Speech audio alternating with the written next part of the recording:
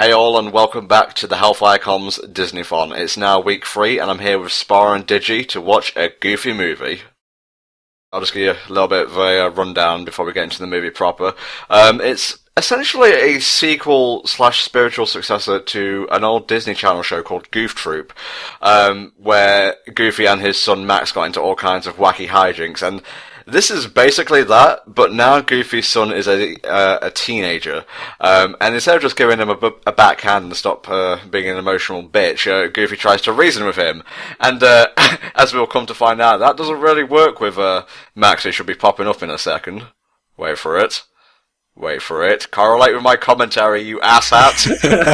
There we go. There he is. This is Max. He'll be voiced by Jason Marsden eventually.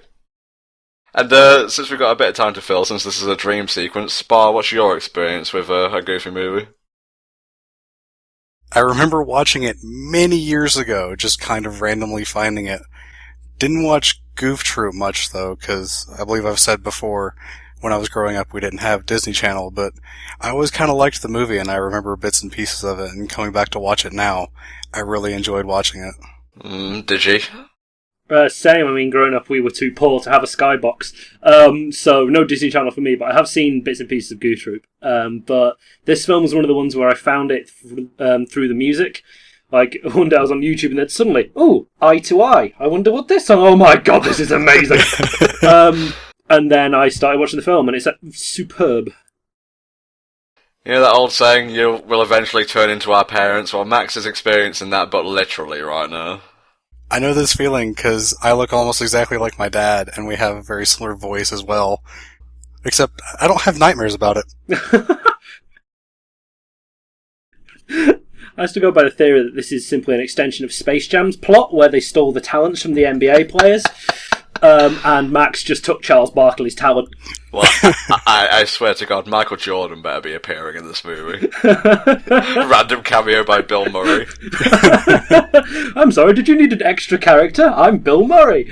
Now, this takes place in the Dogverse, as it were. There's like the Duckverse, where it's DuckTales, Quack Pack, etc. Most of the characters in this movie are dogs, essentially. I fucking love you, Goofy. Bill Farmer just owns this role. It's awkward to say I love Goofy when he's wearing a towel, Tom. I don't give a shit. In fact, I think I love him more. I mean, just look at that hair wrapping. That's a skill. If you've ever tried to do that yourself as a male, it's impossible. Women can just do it, but men just don't have that, skill. Well, thank you for that segue, because Goofy is actually a single father. I don't think it's ever actually brought up, but he's apparently a widower.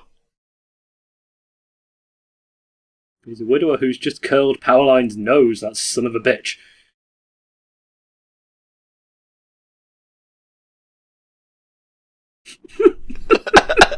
I think we've all been here. It's like, we love our parents, but goddamn, if they embarrass us sometimes. This movie was kind of special because it had a lot of jokes that the kids wouldn't get, like the Mambo King, like kids wouldn't know who that is. But the parents that take their kids to see the movie would get that, and be able to enjoy it as well. I'm not sure who provides Max's singing voice, but I can tell you it's not Jason Marsden. I have it listed here. It is Aaron Lohr.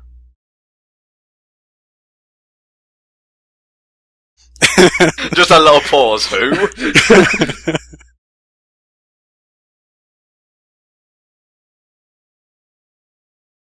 Can I just point out how weird it would be in a world where if you walked outside and suddenly burst into song, everyone else joined you and knew the words?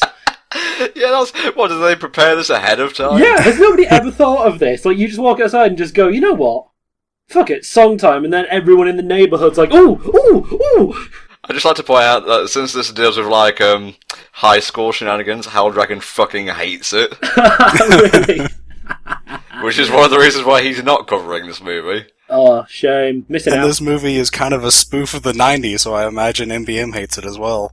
Because he hates when people go all nerdy over the 90s. Well, I know who's getting the boot.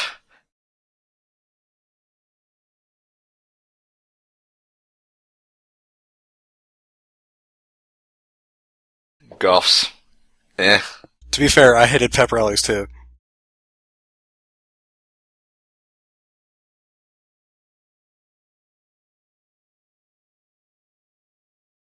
That's Wallace Shawn as the principal. He is the voice of Rex and also Mr. Incredible's boss in, well, The Incredibles.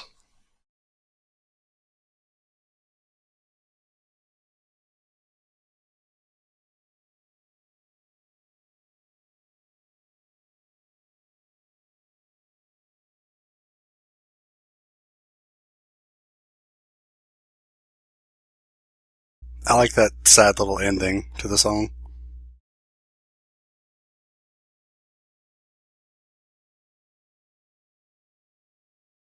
Yes, Roxanne, the animated character who caused young people a lot of confused feelings in the 90s, and still causes adults a lot of confused feelings today. Something you'd like to share, Tom? Not me personally. I've seen some shit though, trust me. Okay. I've covered wars, you know. Yeah, it's weird. We don't really have a locker system in the UK, at least in like secondary/high school. But I watched so much American programming growing up that this whole system was kind of second nature to me. We didn't have lockers until high school, I think. We just kind of carried our books around in elementary and middle school. Like cavemen. Look, I love how you can tell which part of a scene is going to be like touched or used because it's ever so slightly more detailed and slightly brighter than the rest of it. Like that padlock was a prime example.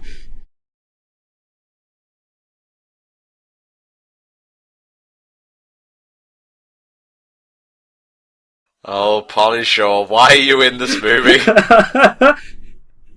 back to Biodome. That is absolutely disgusting. Is it Spa or is it the best thing ever? It's disgusting, Tom. Heavily implied he's like a druggie and he has the munches. Yeah. But since this is a kids' movie, you can't just say he's smoking the ganja. He's toking the smoke. He's squeezing the cheese. That sounded like Dante Basco, and I know he's in this movie, but I can't confirm anything. I know he's in here. Yeah, that's the crux of the whole thing, by the way. It's going to be about a music concert. Complete and utter silence.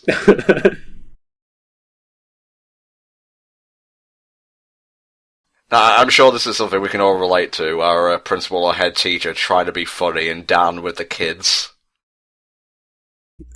Funny, yes. Down with the kids, no. Oh, you survived that, did you? You didn't get that hell. I was fortunate enough to avoid that.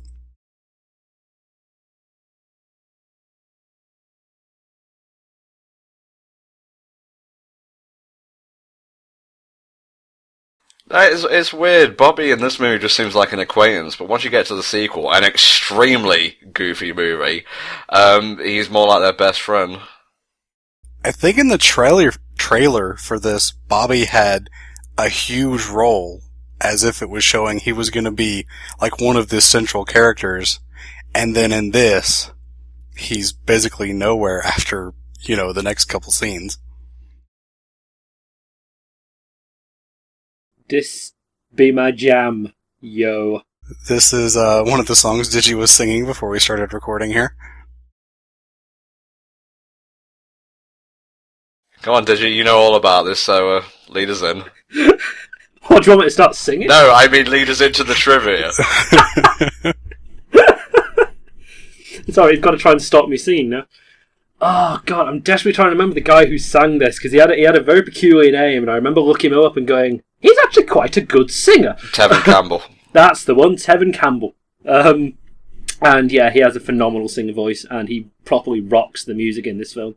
Powerline, he's sort of a mix between Prince and Michael Jackson, and since this is the 90s, he basically rules the entertainment industry. That seems to be the case. I would personally say a bit more Prince than MJ, especially with the style and the way he sort of moves. As he does the moonwalk. I was just about to say, but there are key points where he turns into MJ, such as the moonwalk. Whatever it takes. Well, one of these days we're just going to end up doing a musical commentary. And I don't mean a commentary on a musical, it's just going to be one where we sing the whole way through, like Les Miserables or something. Nookie denied.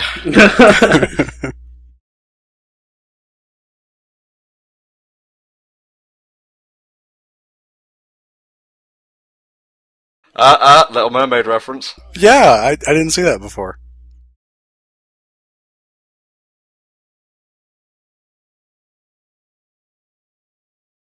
I saw Simba in the background then as well. Can you say rapid mood swing? Can you say Bambi? Twit diddly.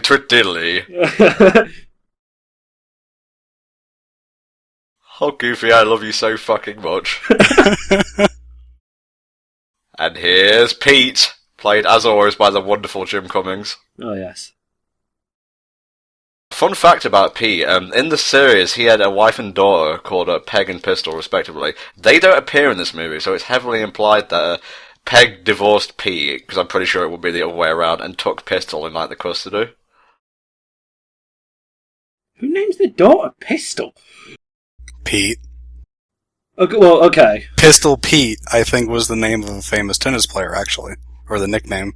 Wow, okay, yeah, I get that. Damn.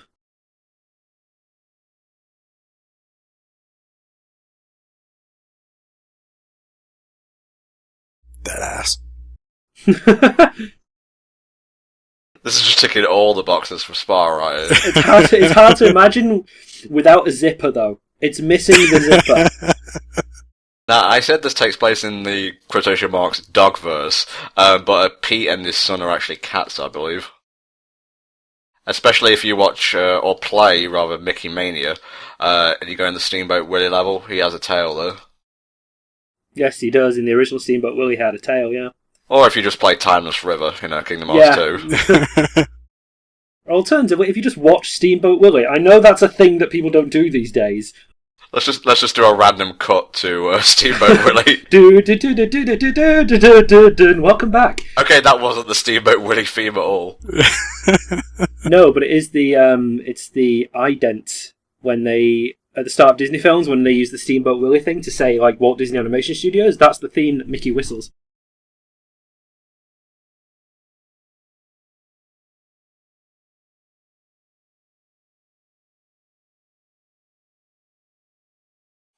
Pete has seen the end of days.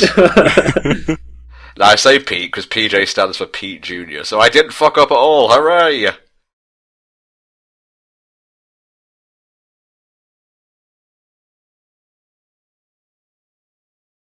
Now, whenever it comes to bringing up this character, I always get Polly Shaw mixed up with Billy Crystal, who, of course, voiced Mike Wazowski in Monsters, Inc. And also voiced Calcifer in Howl's Moving Castle. Well, this is Disney. We ain't here to discuss any of that anime crap. Excuse me, the Ghibli films are actually released by Disney over in the West, so go wreck yourself. Look at me, I'm Digi. I bring forth truth and facts into this commentary. Yeah, most of the Ghibli dubs are done by Disney, that's why they have such a good cast in them.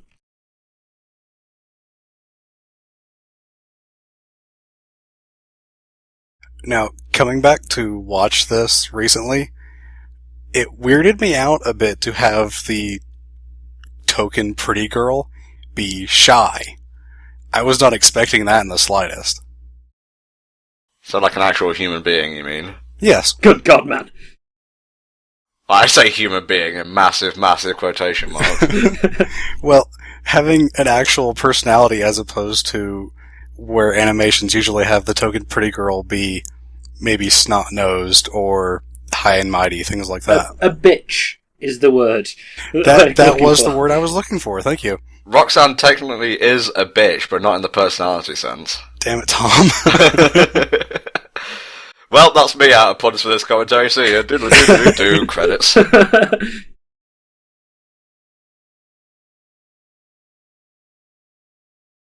Other adjectives, bye. Just fantastic. Just fantastic. The thing I love about this is that it encapsulates how awkward the first time you ask someone out on a date is, because it's true. It is just like that. You just don't know what to say. As soon as you've mentioned the words, do you want to go out somewhere, and they say, yes, I do, you just kind of go, well, okay, awesome. I'll see you later. Did you mambo, did you? Of course I mamboed. Why wouldn't? A post-asking out mambo session.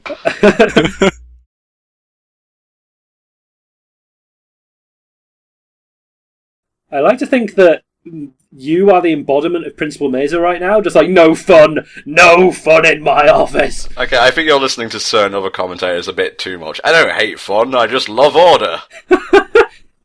I like my fun as long as it's prim, proper, and scheduled.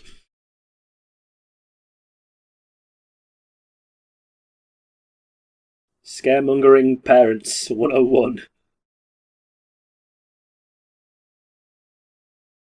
This actually reminds me of, I can't remember his name, but the principal from Ferris Bueller's Day Off. And for some reason I can't remember his name, even though it's uttered about 15 billion times in the segment, but it's how he tries to kind of, threaten the kids and the parents by just sprouting bullshit. It's just kind of a really weird parallel for me, having watched Ferris Bueller's Day Off about a bajillion times.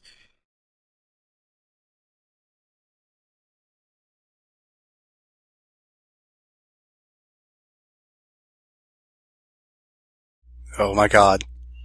It's bobbleheads!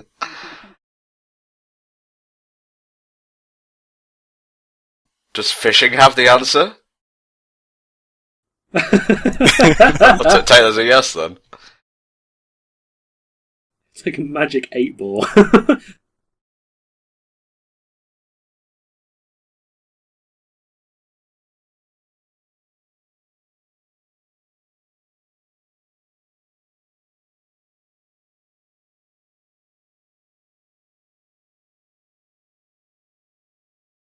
He could not give a shit. And this would not be allowed in a movie today. Nope. No, it wouldn't. Nice job breaking the rules, man. Yeah, you totally stuck it to that, man. I didn't care about you before you did a cool sing and dance thing, but man, you are a sexy piece of ass right now. Oh my god, PJ, you are breaking my neck. Get off. And drop.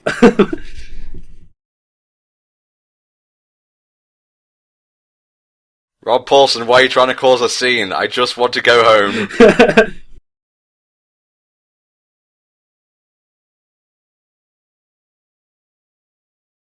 Well, people just disappear. Like, as soon as you walk through them, they just vanish off the plane of existence. Yeah, they didn't move out of the way, they just disappeared. This movie is so 90s and I love it. Oh, yeah. But it knows that it's 90s. But it came out in the 90s, so people didn't know that it was 90s during the 90s. Oh my god, my brain is exploding right now. They may have laughed at me, but they're not going to laugh anymore. Oh, I love this joke.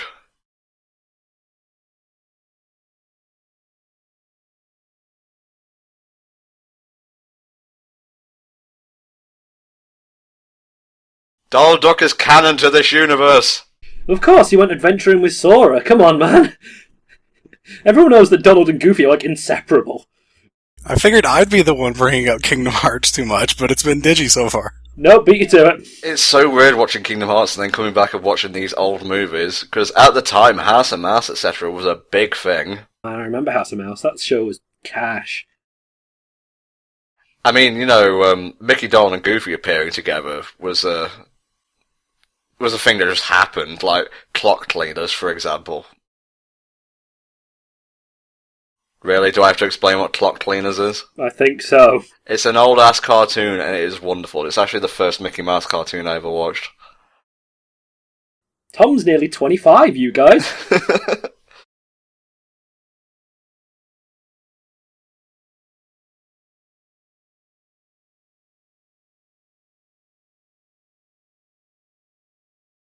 Love the music here. It's just like, oh my god, it's a map! That map's surprisingly pristine. Yeah! To say it's over 20 years old. Pay attention. When he opens the map, you can actually see that they misspelled the Goof last name 3 times. I don't know how you do that. I never thought it was a misspelling. I thought it was them crossing out the name as they passed it down. That actually makes sense, yeah. Well, so, like, thousands of years ago, it was actually Goof with, like, 2 U's. Goof. Yeah, this map is now 4 generations old as soon as Max takes hold of it. That's kind of crazy. Oh, don't play with my emotions, Goofy. Don't you fucking dare. Look away, Tom, look away!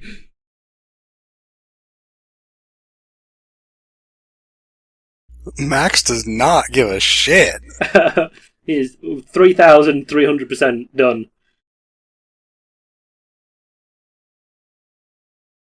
Max is, I believe, 14 years old. I don't remember being this rebellious when I was 14. Granted, I was a spoiled brat, so that might be part of it. Yeah, with your 2 GameCubes. Says the one recording this commentary with Shut 2 the hell monitors. I'm using my TV as a second monitor, alright? Leave me alone, I'm improvising.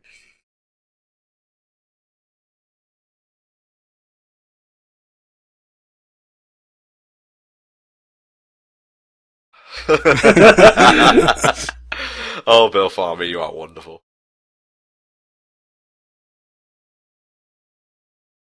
of that maker. Roxanne! Shit!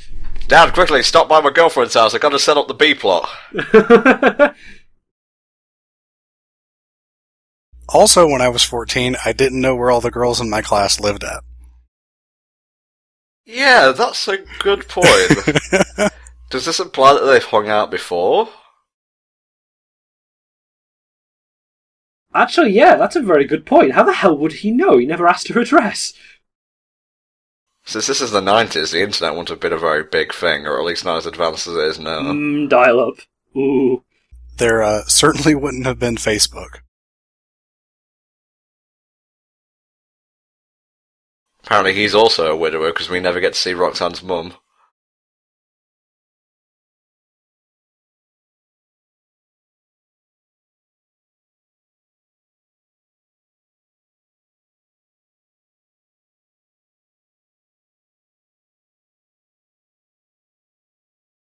We grew this tree just so we could have some colour in the background.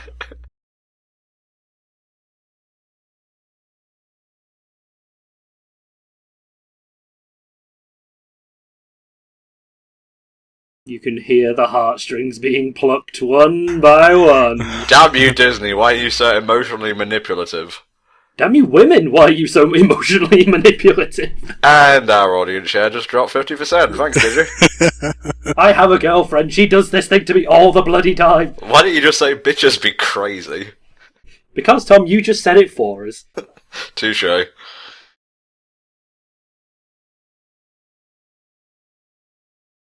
Oh, lies upon lies, it all comes tumbling down.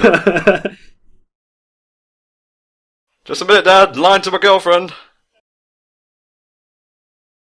Remember what we said during Aladdin? If you get caught during a lie, just keep lying.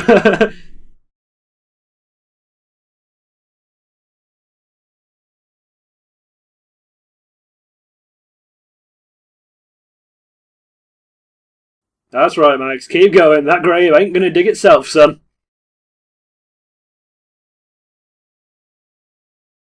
Why aren't you wearing gloves? This smooth bastard. Look at him go. I think the better question is, why is Max wearing gloves? I love when that's brought up in the second movie. You might have to explain that, as I haven't seen it. Oh, okay, they're all sitting at a table on the college campus in like a coffee shop or something, and then Bobby's like, it's just a random throwaway line, they don't actually respond to him or anything. He's like, you ever wonder why we're just wearing gloves? Extremely Goofy movie is okay, it's like not terrible, it's more like Goofy trying to get his life together after Max moves out, and it's surprisingly sad. Is it extreme, though? It's extremely sad. Is it still 90s? It feels 90s, but it's obviously set after. And it was made after as well, so...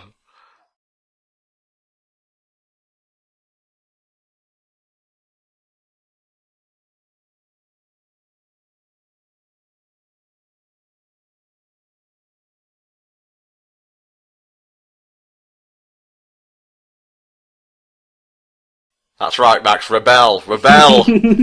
I can feel the vibes of teenage angst.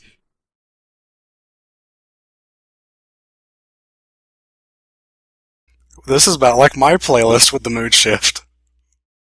Why don't you just play It's a Small World after all and get it over with?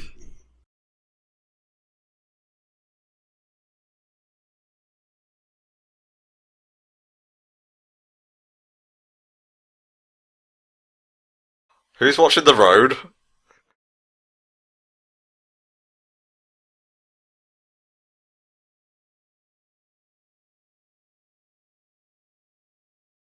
Let me just plug in my MP3 player, Oh, wait. which doesn't exist yet.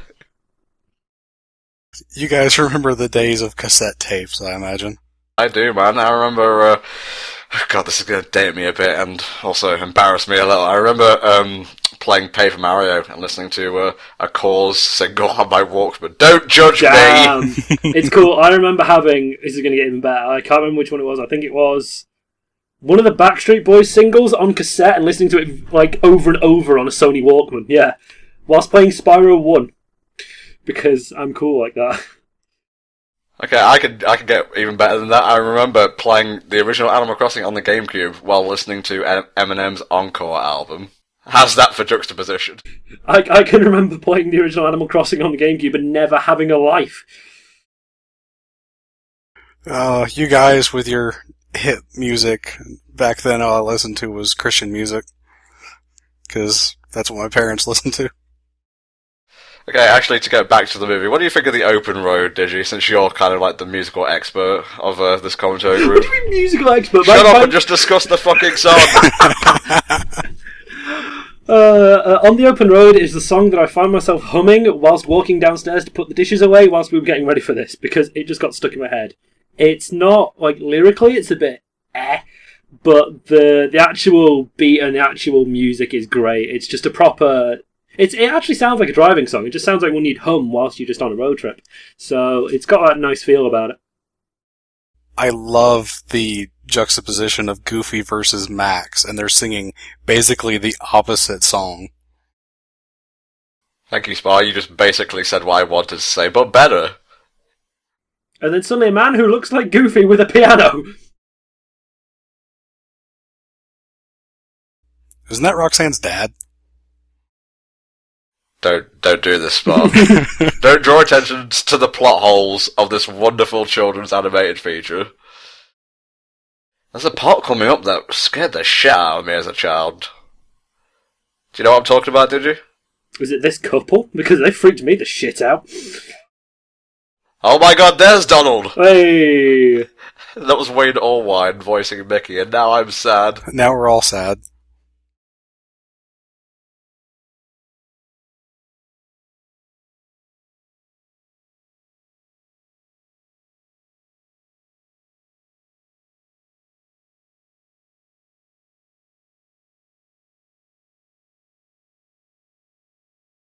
Okay, going back to the whole, how do these people know the words to the song? What the hell? There we go. This section's fucked up. There was a zombie back there? Oh my god, he's fucking dancing. That's what, zombie. that's what scared the shit out of me. There was a guy back there tied up in, like, the trunk or boot. Yeah, with concrete boots, yeah. Yeah, this is definitely a 90s Disney movie. No, the song's over now, did you? You had your fun. But it's still in my head. The song is never over. See, Goofy's still singing it. He's allowed to. He's the star of the film. Shut up! Oh, how Max took his time doing that. Like, you had a good 5 seconds to adjust the wheel. Why did you wait until you were nearly dead? He was waiting for Goofy to do something, and then he panicked.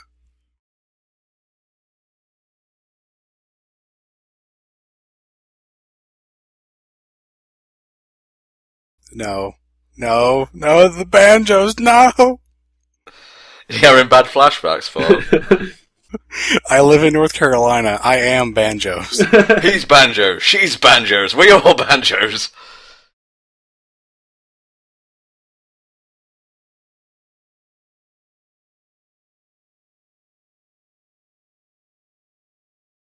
Now, is this Disney kind of like poking fun at themselves? Or poking fun at Chuck E. Cheese is more like. Yes, yeah, I can see that.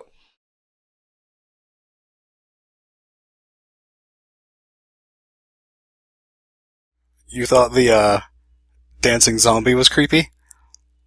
I find this creepy. All I can think about when I watch this is, hey, Poppy Pow, clam!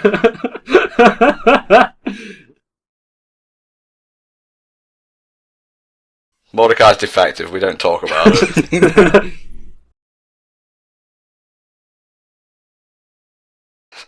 I'm also reminded of we're whalers on the moon!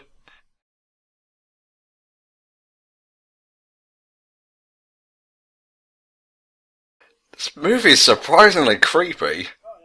It's quite dark in some places as well, which I think was a characteristic of most 90s films from Disney. Like, they all had this kind of yee-haw fun about it, and then suddenly behind it all, it's like, oh god, this is really scary. And the more recent ones don't seem to have that, right?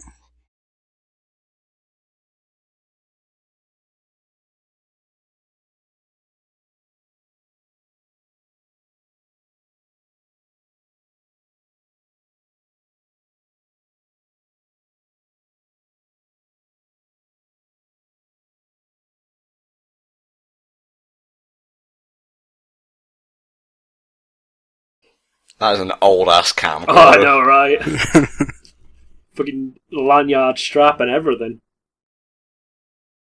Okay, this right here is probably my favourite joke in the whole film.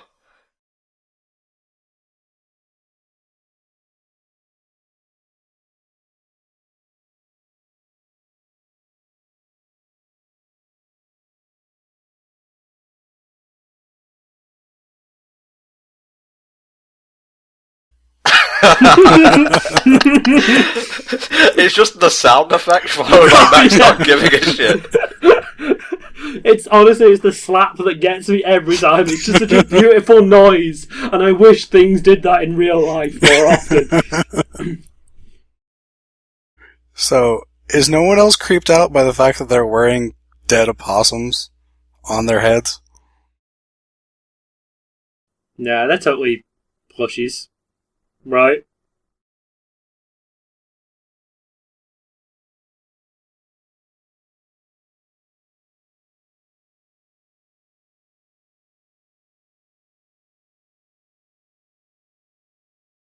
I'm fairly sure this is actually quite accurate. That's how possums react to bright lights in real life.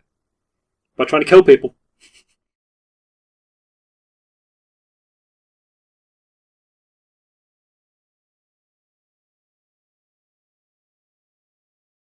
Punch him in the face, Max. Don't take that from that little shit. Slap him like you did the big guy. Come on, man. Beat it, doofus. Okay, I don't think you could have made that possum entrance any more terrifying. Yeah, I know, right? Wow, Max has the power to summon weather by smacking car windows. Fuck this, I'm going to Quack Pack. Where's Duck Dodgers when you need him? Took me to the 24th in a half century. Okay, first off, that's DC. Second of all, Duck Dodgers is technically a Green Lantern. Alright, dickhead, sorry. There's no need for the dickhead comment. Just sitting here trying to watch one of my favourite Disney movies. I'm sorry, Tom, I love you and I'm glad we're here.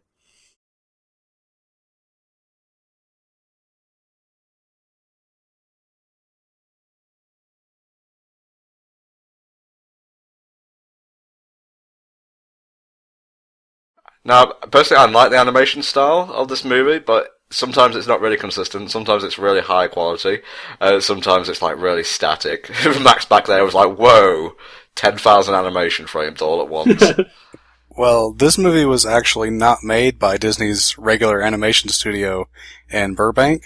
It was farmed out to studios in Australia, Canada, and France, so that might explain the inconsistency in animation. Because different studios were working on different parts. Mm-hmm.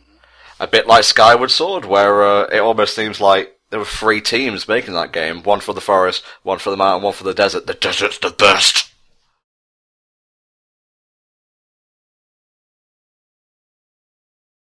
Max, I think you need to go get some therapy now. That's a bit creepy. He just needs a kiss. That's all he needs. This is all just teenage sexual frustration just coming to a brim. Why does my son hate me? You're trying, Goof. You're trying.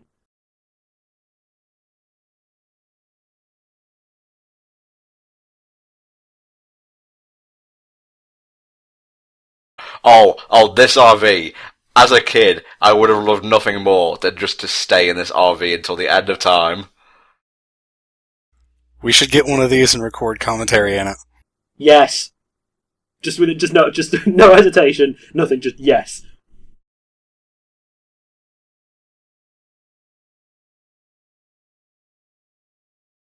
Close Encounters of the Pete kind.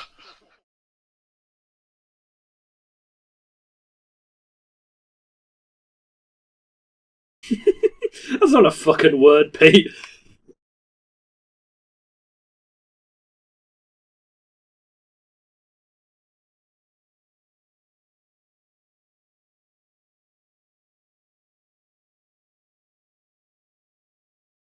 Resisting the urge to sing. I was wondering why you were being so quiet.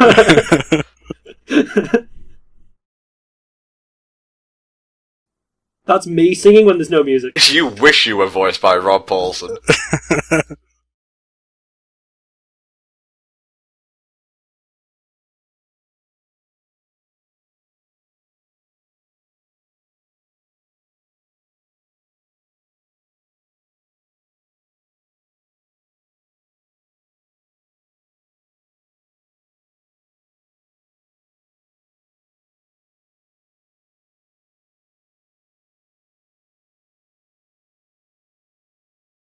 Oh, the lie is not going well now.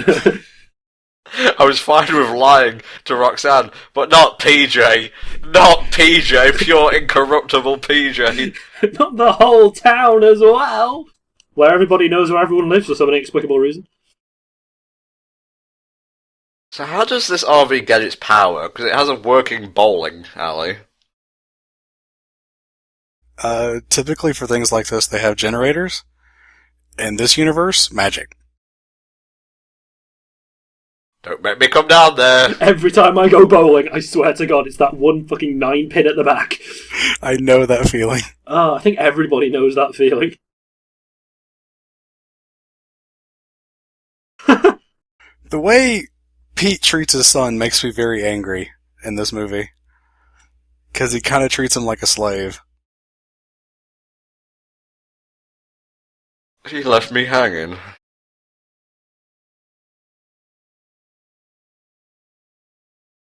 Well, Pete, we could stay here and have takeout, but we're gonna go, trap and eat a bear.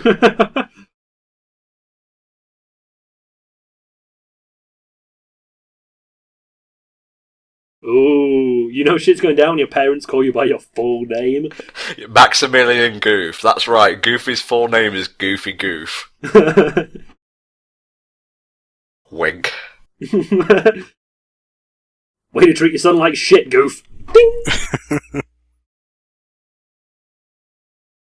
Okay, we're about to become privy to one of the most awesome techniques in human/dog-human history, the perfect cast. I've tried to learn this before. It's fucking difficult. You ever tried being a dog? No, is that what I was doing wrong? Shit. Yeah, I think you need a fursuit and then you're good to go. This is what I like to call Chekhov's technique.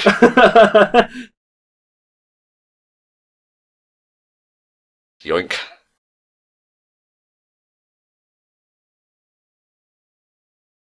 I love how proud he is of himself. Oh yeah, and Bigfoot's in this movie. Out of fucking nowhere. I wonder at what point in the script creation process, when they were running out of ideas, they just decided to insert Bigfoot there. And that's Frank Welker actually doing all the grunts and whatnot for him, because I can't really say he talks. Of course he is. Of course it's Frank Welker. And what's weird is they bring back a more humanized version of Bigfoot in the sequel. Really? Yeah, he's one of the members of the villainous frat house. I need to see this movie now.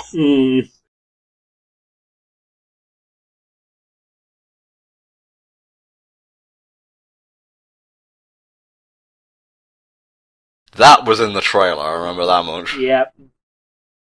Don't you hate when trailers kind of spoil some of the most important parts, though? Not really. I think nowadays I get more annoyed when they specifically create trailer shots and they don't really gel very well to the overall flow of the final film. Yeah, it's like, oh look, here's some plot, and now here's a sweeping panorama of the settings that you'll never see again. It's just for movies like...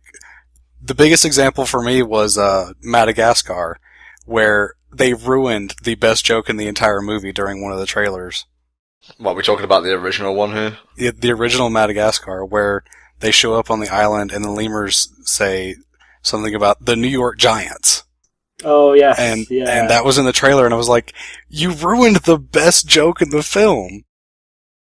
I actually don't mind Madagascar. I haven't seen the sequels, but I hear they're obviously not as good. No, the sequels aren't great. The original was great. I still think one of the best things I remember from the original Madagascar is when, for the life of me I can't remember the characters, but when the lion is chasing the zebra down the beach, and the zebra says the word sugar, honey, lemon, iced tea. S-H-I-T. It's a very cleverly hidden joke, and I love it. Also, do you remember the days of fucking manual sunroofs on cars? No. Wow. Well, okay, let me tell you a thing. They were hard as shit to put back. Yep. They ruined... And manual windows. Just like you ruined your wrist trying to just wind the window up before it rained. Manual windows, I remember. Manual sunroofs, no, because we never had a car with one.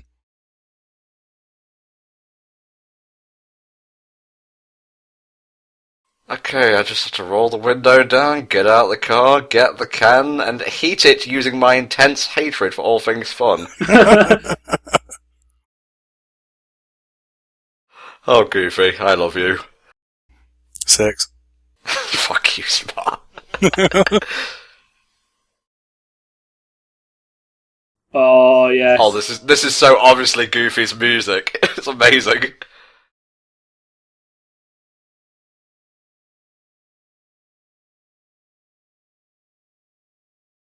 One of the radio stations where I live has started playing a very, very bad cover of that song that just does not work. And I hear it every time I go to Walmart on the radio there. A bit of the Bee Gees.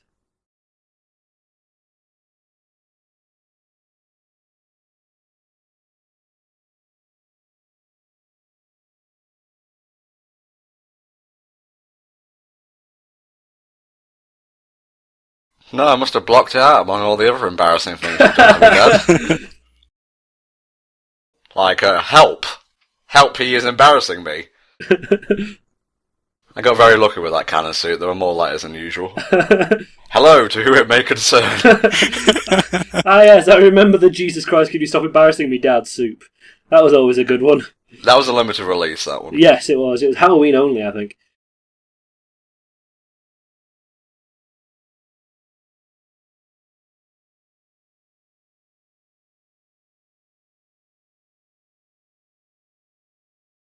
Now, there's a lot of subtleties in this and the sequel, like Goofy talking about his dad for a second there, who I would wager is no longer around.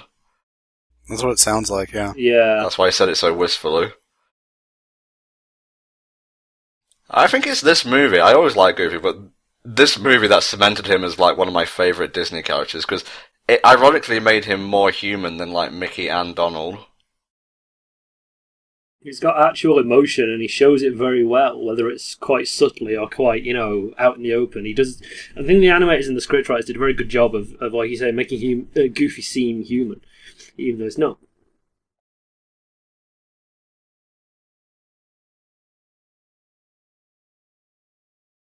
Fun fact, in UK cinemas, just before a Goofy movie, they showed a Mickey Mouse short called Runaway Brain, and if you've watched our playthrough of Dream Drop Distance, you'll know what I think about that particular short. But I remember it specifically because Goofy movie is one of the Disney films that I saw in a cinema with my granddad, and that's a very fond memory for me, so there you go. I actually haven't seen a lot of the Disney shorts that you talk about, just because, didn't have Disney Channel back when I was growing up, and we didn't have the Disney shorts in front of the movies here, I don't think.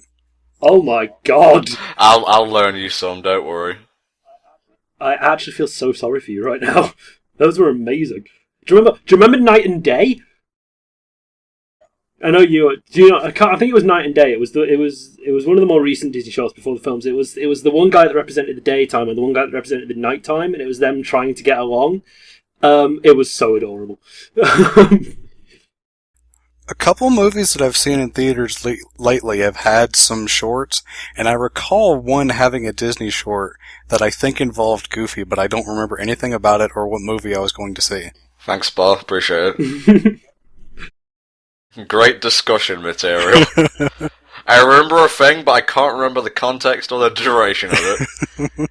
So, Wreck-It Ralph, you'll see in the airplane short before that one. I think that was probably worldwide, because that was a very good short as well. It was the one where they used that new sort of canvas technique, so it was CGI, but it looked like it was hand-sketched. It was really pretty. You sure that's not called Paperman? That's the one. That's a beautiful little short. That is a beautiful little short. It's got some great music in it as well.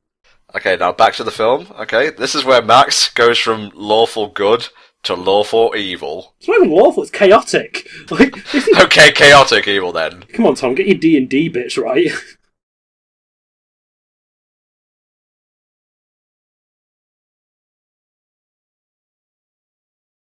I've tried to do this with a pencil before, It's it does so not work. difficult, yeah.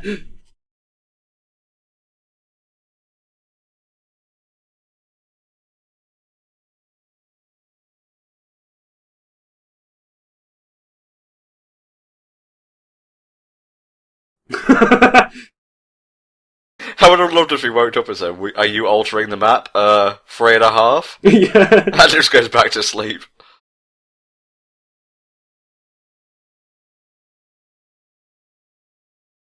What part of the thing would... Ah, that tree should not have gripped that paper. I'm sorry, right? That's the thing you focus on, Digi? That's the one? Ignore the fact that they're dog people. Oh no, that I can understand. That is perfectly fine by me. That is acceptable. I can come to terms with that, but a tree manipulating the plot? No. I'm not going to stand for. Notice, again, the nuns in the background as a running theme. Oh man, I remember when my mum used to do that to me with breakfast. Oh. My breakfast was always cereal. Kind of difficult to do that with cereal. Well, shit. I never noticed the Disney logo on the I never noticed the Disney logo. Oh my god.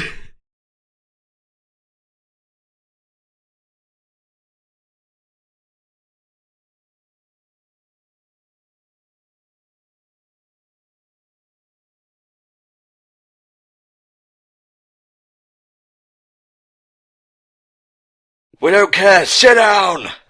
And then he gets last. Whoa, that escalated quickly. Hey, I told you it's the 90s, man, is extreme. Look at that guy in the background.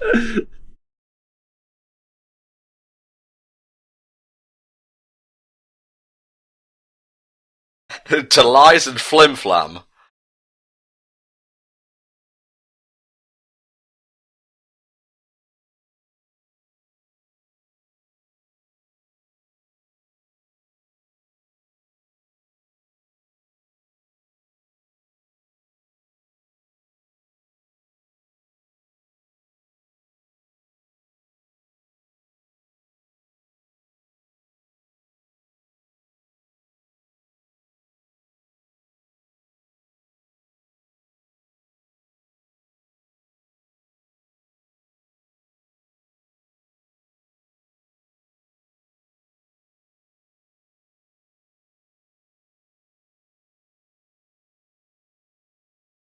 Oh my god, it's Bon Voyage, take him out! Isn't this supposed to be like a reference to the main street at Disney? Pretty sure, yeah. Okay, we didn't see nothing. Goofy murdered a guy. Well, technically the guy set up that piano. Goofy just triggered the trap. That's true. That's not how changing tyres work. That is not how that works in the slightest. I have changed a tyre. It was hard and boring and very painful.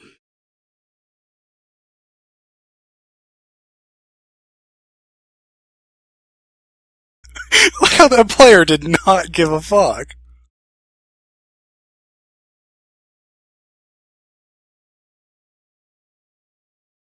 Well, they just willed that motel into existence.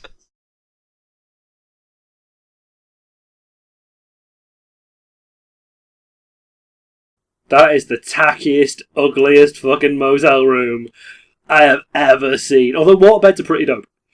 I was about to ask if you guys had ever slept on a waterbed before. Aside from that question, why do our tits light up? That's a bit weird. That's no way to treat Ariel. I have used a waterbed once. It was very freaky, but very cool. I had a waterbed for a couple years, and then I I left to college, and you can't have waterbeds in the dorms, so... And you came back and it was evaporated.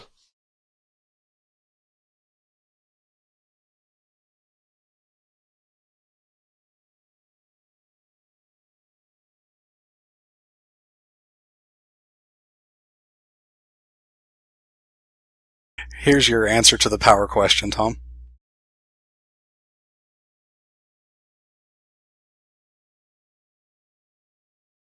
If you do this right, you can have one slice of pizza. Actually, scratch that, just the crust. This is delicious. I was about to say, depending on the pizza, the crust is the best part.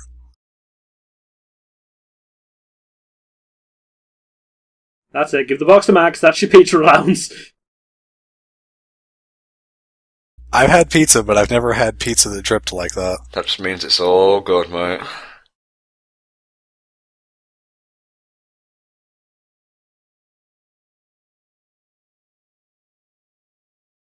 Never been in a hot tub myself.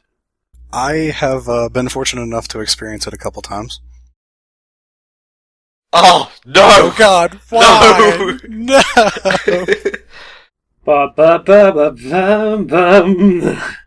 Da, da, da, da, da.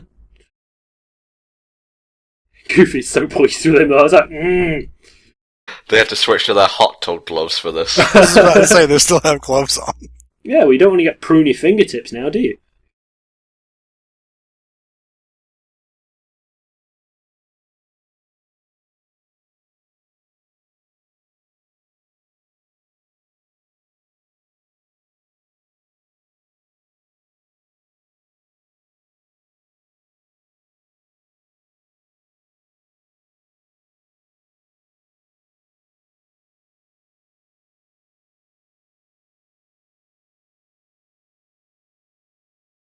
And so the penny drops.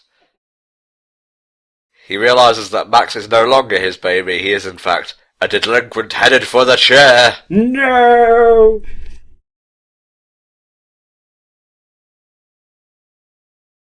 Not sure if this movie's trying to tell people you should always trust them or never trust anyone. Yeah, I'm getting conflicting messages here.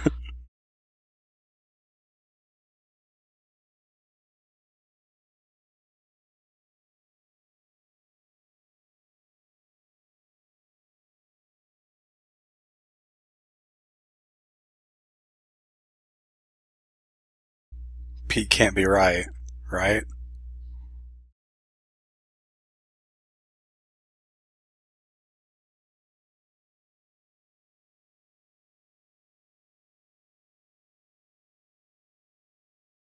What is wrong with that glove box? Seriously, get that lock sorted. Come on now. Oh my god, there's pizza everywhere. Did the pizza explode? Did you eat none of it? There seems to be more slices here than when it began.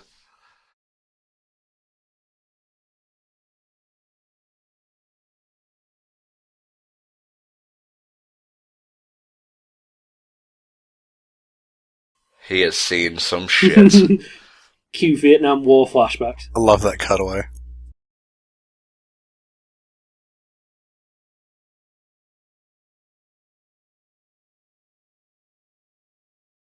Son, I am disappointed. It's just a crushing disappointment. Oh yeah, it doesn't even say anything, and it's just like, you have done wrong, haven't you? That's the worst kind of feeling, because you can anger your parents, and that's a tangible emotion. You can deal with that. because, you know, it's one and done, but disappointment lingers. Especially unvoiced disappointment. When you know that you've done wrong and you know that they're disappointed, even if they refuse to say it. Worst. I think we've all had that as a teenager. Even as a spoiled kid, I have felt my fair share of the silent disappointment from parents. Well, actually, Spa, I think you basically like me, you'll find it more, because you get everything, they'll also expect you to get all the lessons and whatnot as well. Yeah. That's about how it goes, yeah.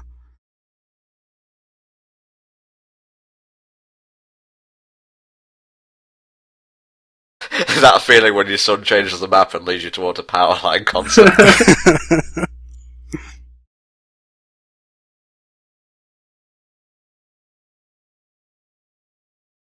That face is like, Goofy is done with this shit.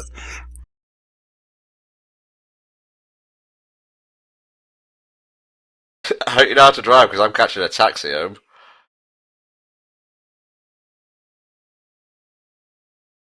You're pushing me over the edge, Max. No, I'm not. You are going fishing. You're gonna go on the fishing trip, you're gonna get your shitey cast, and that'll be the end of it, you goof. You'll be fucking pleased about it.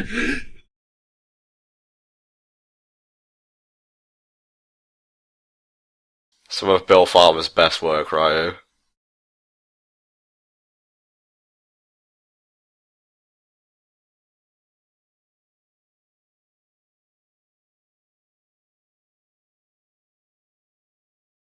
Oh, well, shit. This car's leaving. Excuse me, car, no, car, come back. No, don't leave us, no. I don't like family drama, okay? I'm just gonna leave you guys to it now. I'll see you at the bottom of the mountain if that's okay. Oh, sorry, why does the car sound like Gaming Brit? I'm going home to play Metroid, goof. What colour was Max's skateboard in the series? I don't know why, it just gave me a very familiar sensation. I think it was the same colour. If it's not, feel free to sue us.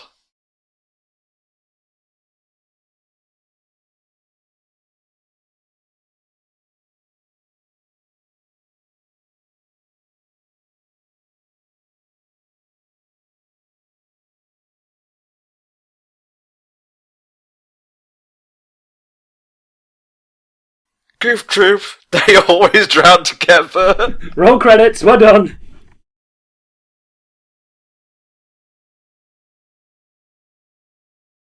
Oh, they fall into a polluted river or something? I was wondering, yeah, like the water's green. Oh, it's just the light reflecting weirdly, fuck off. I think it might be actually because they're in a ravine or a crevasse. It's because it's probably got a sandy base on it. I'll kiss my crevasse. Geological jokes, yay! Best line. Aww. The feels! So well delivered, it just hits you right in the heart. It's great. I think that's the quote I most remember this film for. I think yesterday I saw a Tumblr post talking about that line. Mm-hmm. And then we're recording this as like, timing, what are you? There's a really poignant piece in the sequel, which is weird because it's direct to DVD. Max leaves for college, and it's just Goofy walking through the house with like no dialogue at all. Oh, wow. And it is really, really sad.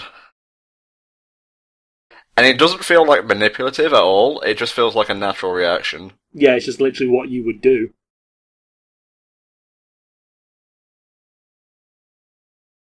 Oh, we've got nothing else to do, might as well start a duet. You know the words, right, Dad? Well, gosh, no son, but I guess I could ad-lib.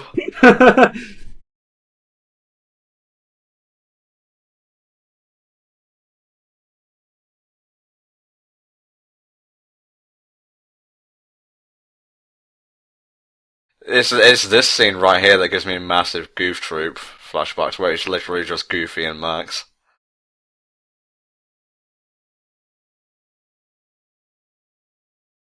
Sneezing jokes will never get old.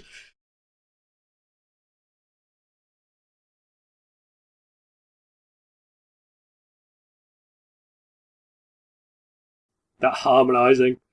It's not my favourite track in the film, but it's a good one. It's a good one, yeah, but no, definitely not favourite material. Another one that works well for the scene in the movie, but isn't that great as an overall song, I guess. Yeah.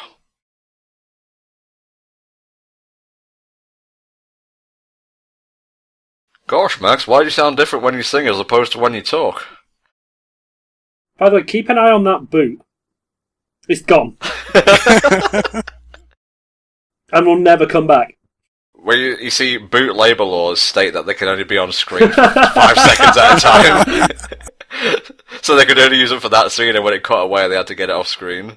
It's like, as long as they're on a foot, they're okay, they can stay. But as soon as they're disconnected from a cast member, that's it.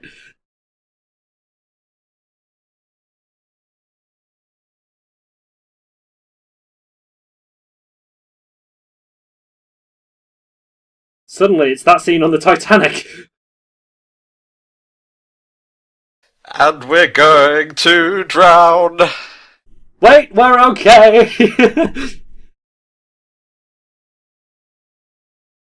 I watched this again. I skipped through it before we started recording. I never realised that when they said Y-O-U, I always thought it was saying like the words Y, O, and U, not spelling out the word U. It took 5 years for me to realise what they were singing. I'll give you a single clap for that one. Thanks, Tom. You can work towards the rest. I'll put it on my chart. Hang on.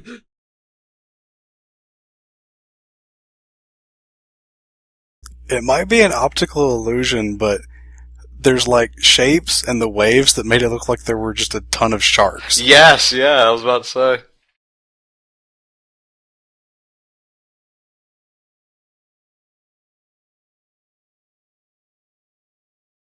Speaking of calamity. Now, this is played completely straight here. They kind of play it up for laughs in Emperor's New Groove. Oh, that scene is great, though. Big waterfall? Yep. Rocks at the bottom? Yep. Gonna die? Yep. Bring it on. I love Emperor's New Groove. I love that movie. And you can look forward to that one later in the marathon. The PC game, however, can go, like, just die, because god damn it, that bit was hard.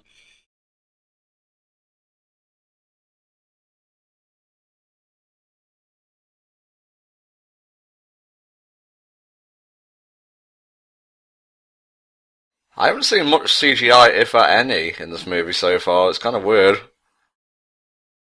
Yeah, thinking about it, I don't think there actually is any. This was before it was really standard to have it in movies, wasn't it? Like, the car's coming pretty close. It's either that or very well animated.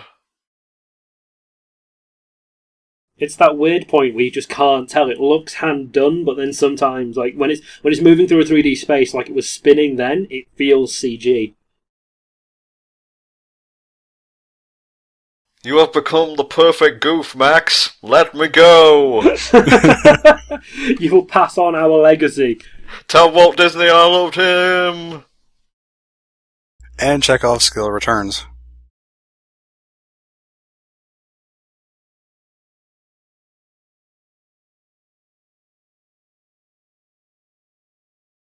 I always knew my dad would drag me to my doom. Oh, he's fine.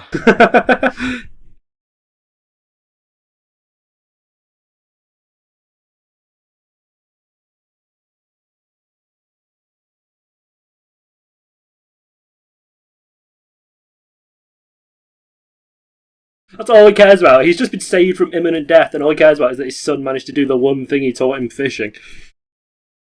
Well, wouldn't you feel proud that something you taught your child helped them in life that much?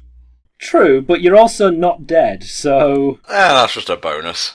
So, well, when you're a parent, you tend to care more about your children than you do about yourself. Or you should. Or you should. Okay, highlight of the movie here, folks. Definitely. In fact, the rest of the commentary has been filler. Here's where the real commentary starts.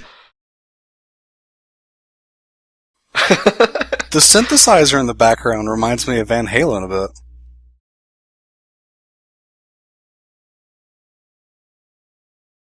Yep, definitely a teenager.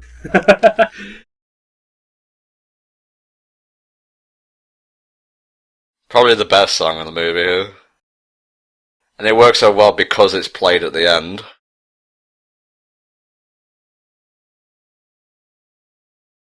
I can hear you back there singing under your breath. Oh, what, do you want me to make it a bit louder? Or...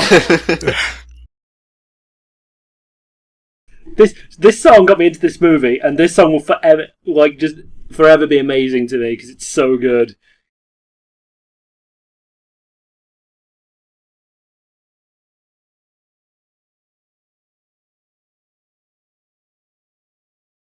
For the first time ever. Stop it!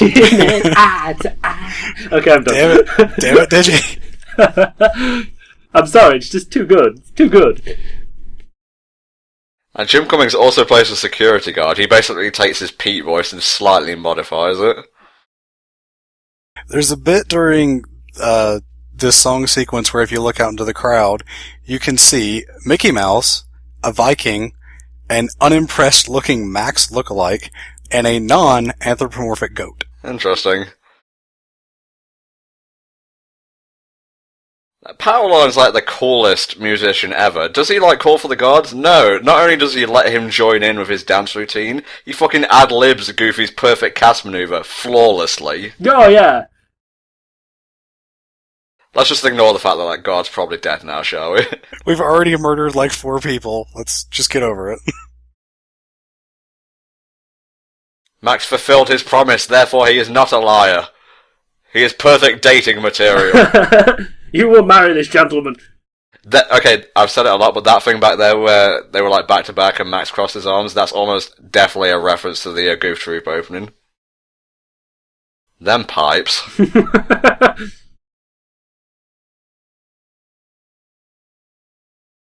That man has a problem. Oh god, that's disgusting. Oh god, ew. The way you eat cheese is just dreamy. Clog my braces up with that cheese, sunshine. Go on. Now that's a transition. Oh yeah, I love it when they do zoom in or zoom out transitions. They're great. That song was called Eye to Eye, not I as in EYE. As in I the letter to I. I, yeah. Also, the car's back. Well, they had to get to the concert somehow. They didn't fly there. Well, no, they stowed away in the musicians' instrument bags. Didn't you see that? Yeah, but how did they get to those bags? Metal Gear Solid style stealth.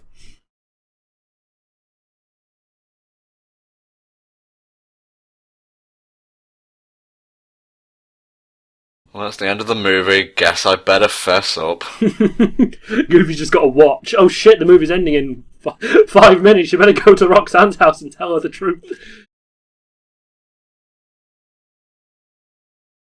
Ooh!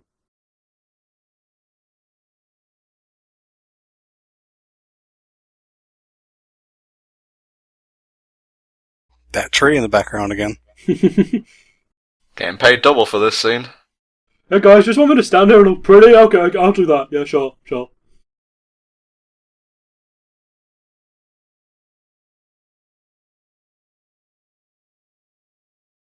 A filthy, baseless lie. Complete fallacy. All of it. That's okay. If you get caught in a lie in a Disney film, it all works out. As long as you admit to lying, the other person's going to be completely okay with it. And in this case, you get a date out of it. Spoilers, kids, that doesn't work in real life. And also, spoilers, kids, skip forward to Extremely Goofy Movie, and Roxanne's nowhere to be seen. I was gonna say, yeah. You're kidding? That's why it's called High School Romance. Although, I can't believe I've waited until now to bring this up, Max and Roxanne go on a date in House of Mouse, making House of Mouse canon to a Goofy movie. Oh yes, they do. I remember that episode. And Goofy's doing his whole embarrassing dad routine, because I think he's like a waiter in the club. Yes, Goofy. he is. Yeah, he is. Well, shit. Goofy's dead. Oh, we had to get the Goofy scream. This is the end of the movie, so Spar, in 10 words or less, how did you like the movie? I like this movie. Did you? I like this movie too. I like this movie. Don't watch Extremely Goofy Movie. That's 9, and we're done here, folks. See you next time. See you next time. Bye.